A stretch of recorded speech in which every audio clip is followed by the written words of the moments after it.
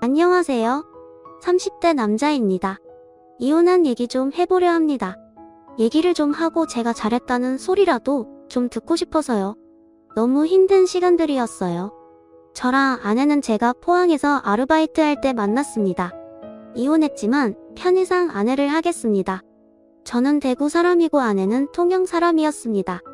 전 뭐 돈이 없어서 아르바이트를 한다기보단 요식업 준비 중이라 배우고자 위함이었고 2년 동안 배운다고 생각하고 시작한 것이었습니다.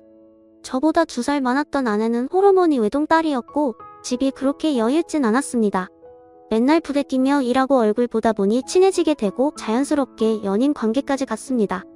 저는 뭐 키도 작고 뚱뚱하고 제 자신을 제가 잘 알았기에 그렇게 이쁜 여자는 아니었지만 저를 만나주는 것도 감사하게 생각했습니다.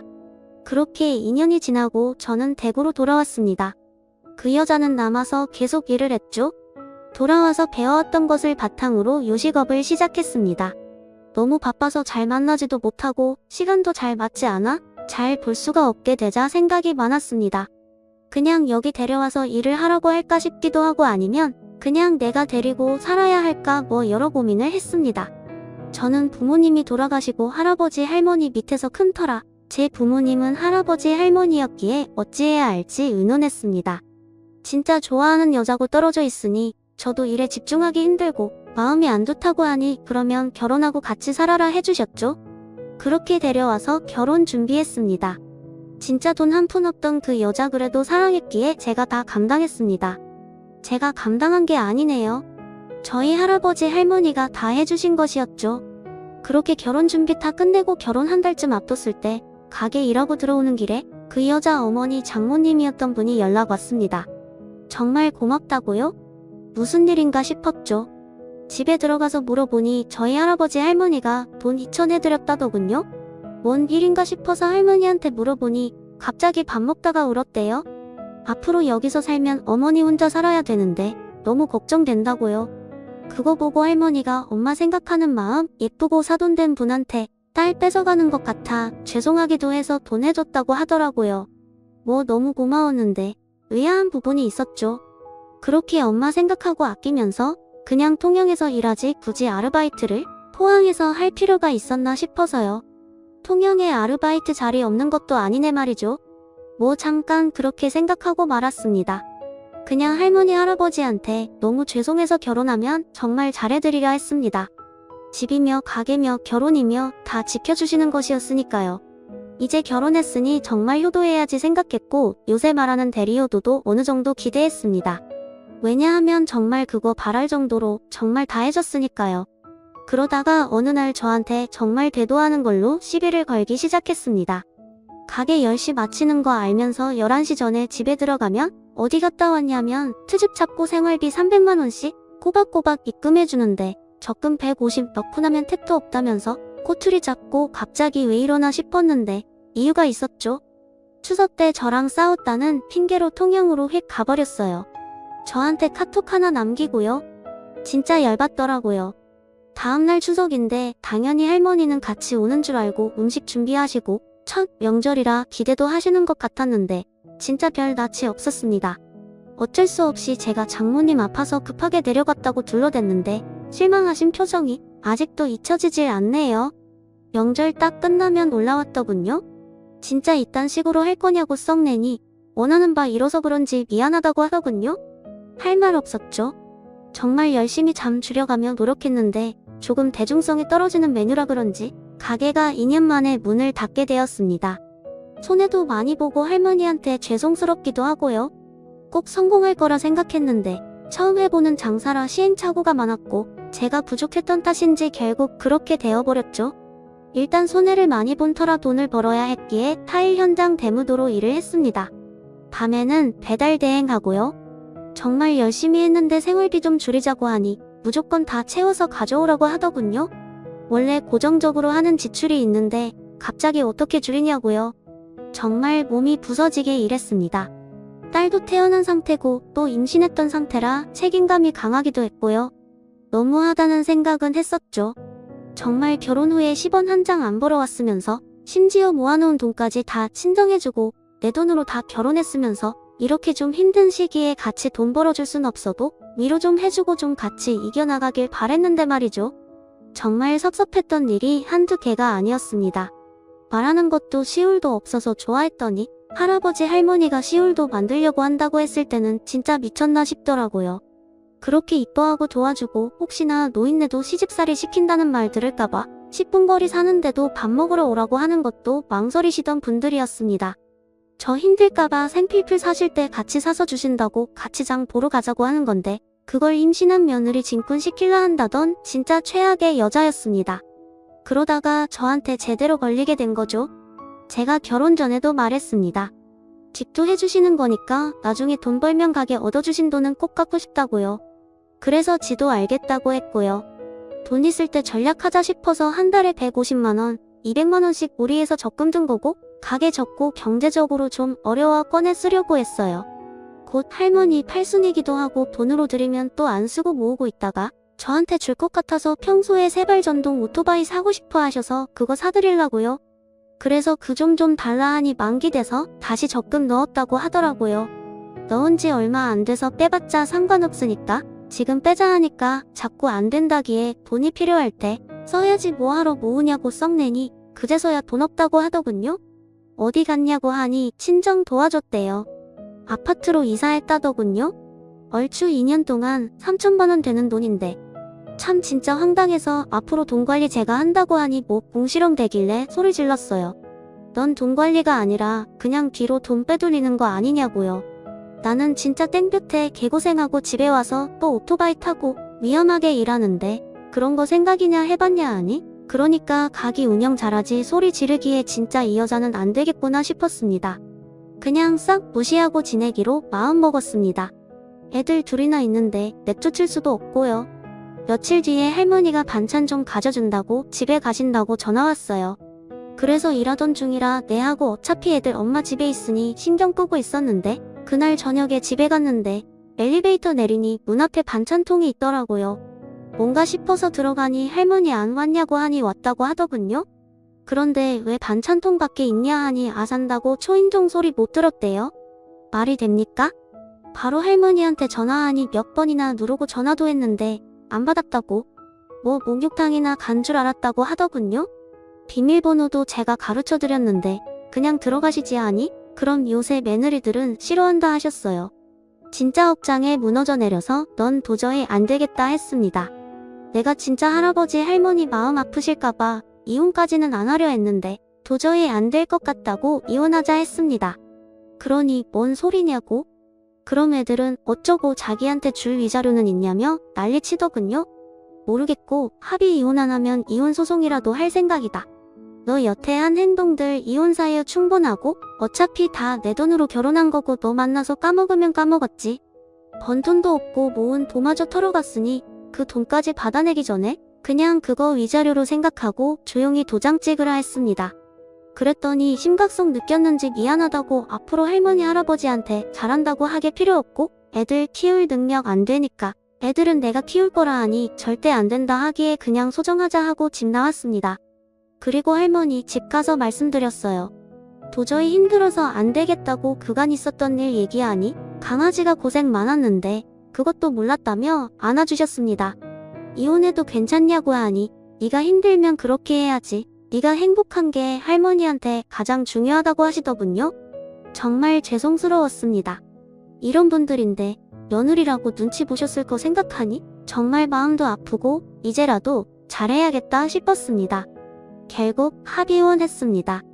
여기저기 물어보니 뭐 줘야 할 위자료도 없다 하더군요. 3천만원 가져간 것만으로도 다행이라고 생각해야 한다고요. 애들은 할머니가 통화시키는데 너무 죄송스럽지만 너무 좋아하셨습니다. 얼른 정말 좋은 사람 만나 걱정도 덜어드리고 편하게 해드리고 싶은데 저도 걱정이 많네요. 그 여자는 뭐 후회한다느니 애들도 보고 싶고 당신도 보고 싶다느니 밤만 되면 술을 먹는 건지 감성에 젖어 연락 오는데 애들 원망이 나니 차단은 못하지만 마음은 전혀 동요하지도 않습니다. 진짜 지겹게 해주기만 했고 이해만 했네요. 장모님이었던 그분도 정말 너무했습니다.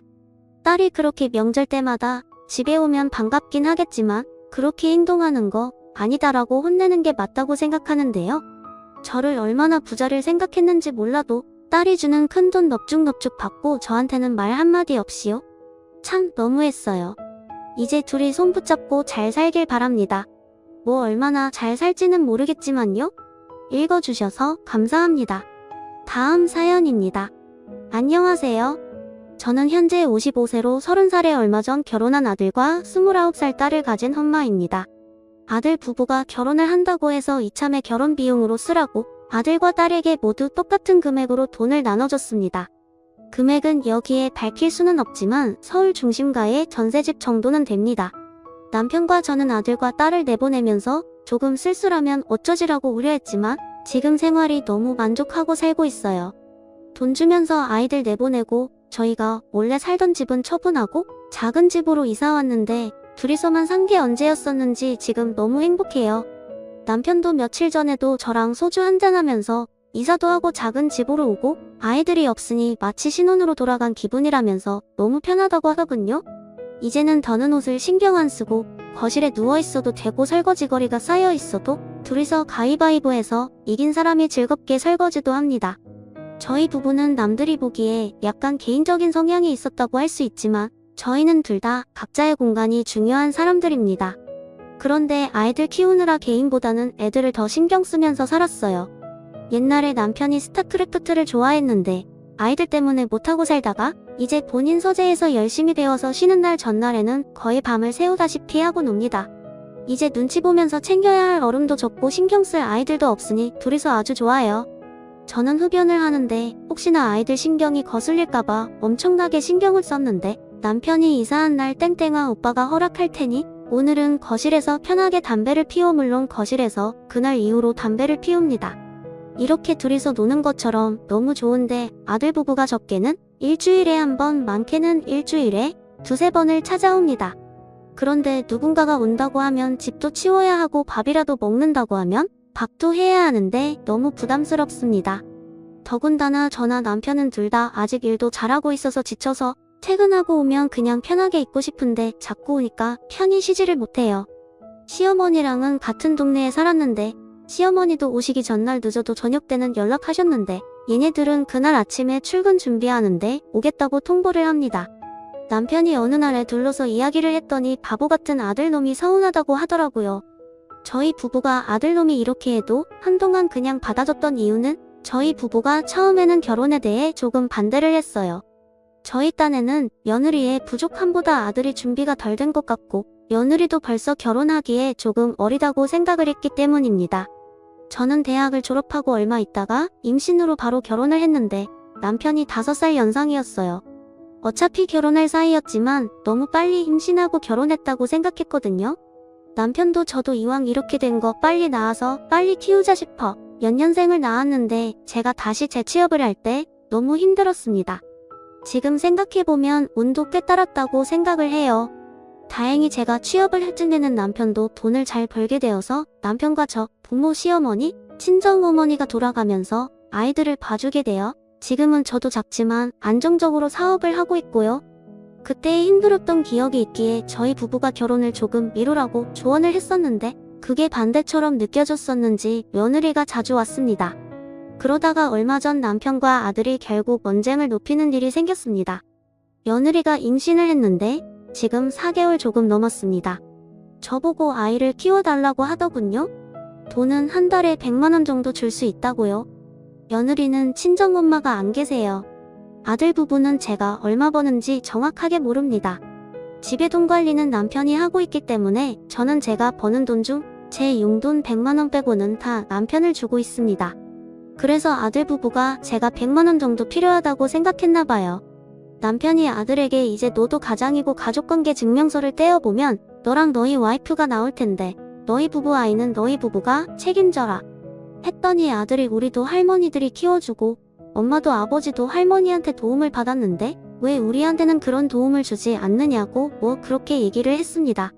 그렇게 남편이랑 아들이 언쟁이 있었고 얼마 뒤에도 거의 들이닥치듯이 아들 부부가 또 저녁을 먹으러 오더니 갑자기 며느리가 밥을 먹다 말고 막 울었습니다.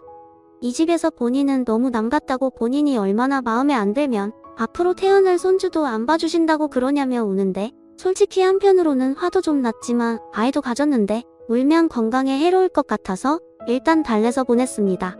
아들이 남편한테 며칠 전에 따로 만나자고 해서 나갔더니 아들이 돌려서 얘기를 했지만 결론은 손주를 봐주던가 아님 베이비시터 비용을 지원해달라는 내용이었다고 합니다. 남편이 저한테는 웃으면서 아들한테는 내 마누라는 내가 지키고 내 마누라는 내가 지켜라라고 했다고 하면서 내 마누라는 내가 잘 지킬 테니 걱정 말고 오빠만 믿어. 그러면서 술 취해서 잠이 드는데 남편도 엄청나게 속상했나 봅니다. 보통 취해서 잠들 정도까지 술을 마시는 건 속상할 때만 있는 일이거든요.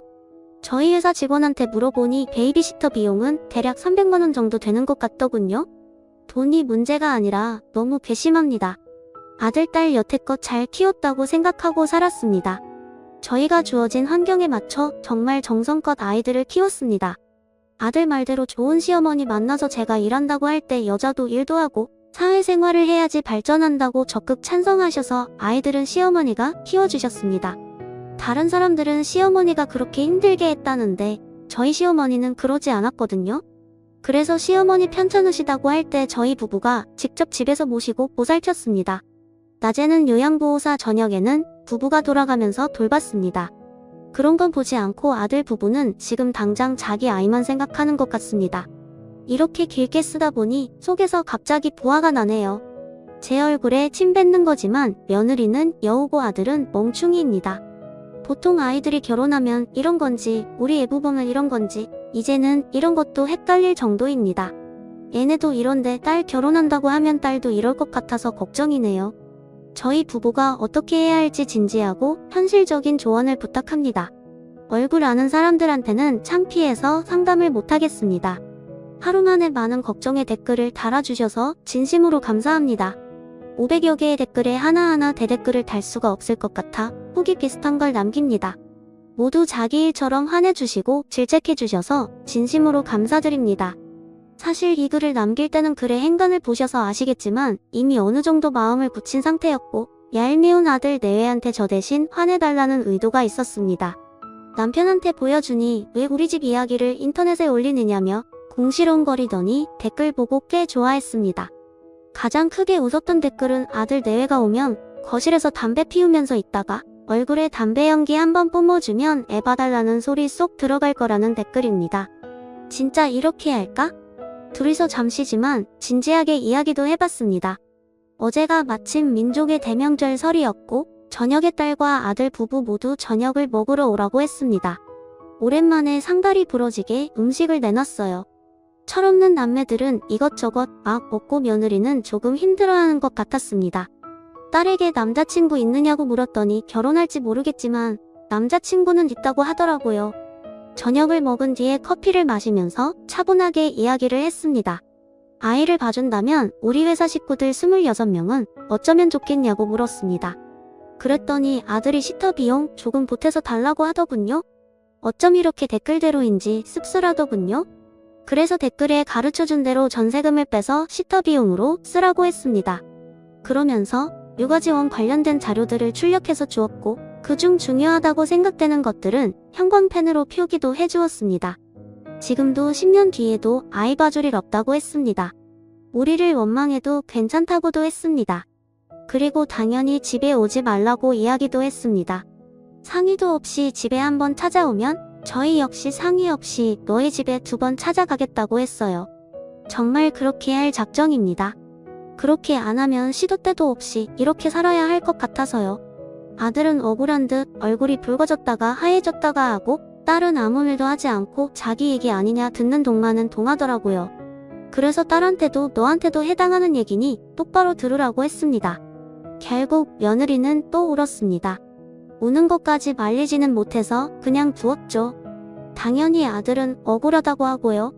남편이 뭐가 억울하냐고 너희한테 돈을 달라고 한 것도 아니고 요즘 대부분 전세 대출을 받아서 시작하는데 우리는 그 정도 돈으로 시작하게끔 돈까지 줬는데 뭘 더 바라느냐고 하니 아들이 다른 집은 할머니 할아버지가 손주도 봐준다고 하길래 그래서 남편이 내가 언제 할아버지 되게 해달라고 말 한마디 했냐고 하면서 너희 아이는 너희가 책임져라고 했습니다.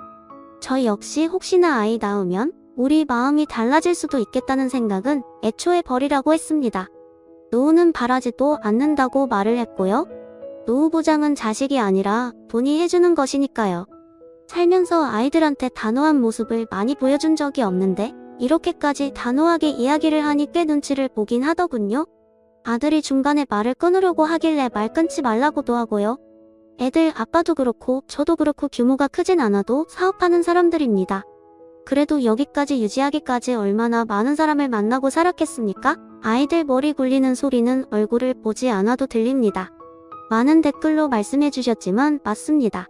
자식 농사는 잘하지 못했던 것 같습니다. 일하는 엄마였기에 아이들한테 맞춰주려고 더 노력을 했고 항상 미안함을 가지고 있었습니다. 나의 꿈 때문에 아이들이 희생한다고, 우리의 미래 때문에 아이들이 희생하는 게 아닐까? 이런 죄책감이 항상 있었습니다. 그래서 아이들을 오냐오냐 키운 게 맞는 것 같습니다. 여기서 화가 났던 건 며느리가 여우라서가 아닙니다. 아들이 철이 덜 들었든 멍충이든 영악하던 분명 저런 부분이 있다는 걸 알았을 텐데 저희 부부가 그냥 눈 감고 우리 아이들은 절대 그럴 일이 없어라고 생각했다는 겁니다. 사실 저희 부부는 이미 은연중에 알았습니다. 아들과 딸 모두 의존적이고 오냐오냐 커서 기고만장한 부분도 있다는 거요. 이 부분은 미안하지만 누구나 살아가면서 깨어지고 다듬어지기 때문에 자기들 인생 사는 동안 깨어지고 다듬어지리라 생각이 됩니다.